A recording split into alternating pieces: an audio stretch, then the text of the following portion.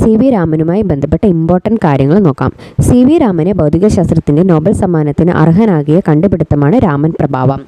ഭാരതരത്നത്തിന് അർഹനായ ആദ്യത്തെ ശാസ്ത്രജ്ഞനാണ് C V Raman. 1954. Raman research institute ബാംഗ്ലൂരിലാണ്. ദ്രാവകങ്ങളിലെ പ്രകാശത്തിൻ്റെ വിസരണവുമായി ബന്ധപ്പെട്ട പ്രതിഭാസമാണ് രാമൻ പ്രഭാവം. ഒരു സുതാര്യ മാധ്യമത്തിലൂടെ കടന്നു പോകുമ്പോൾ പ്രകീർണനം സംഭവിക്കുന്ന ഏകവർണ്ണ പ്രകാശത്തിൽ ചെറിയൊരു ഭാഗത്തിന് തരംഗദൈർഘ്യത്തിൽ വ്യത്യാസമുണ്ടാകുന്ന പ്രതിഭാസമാണ് രാമൻ പ്രഭാവം.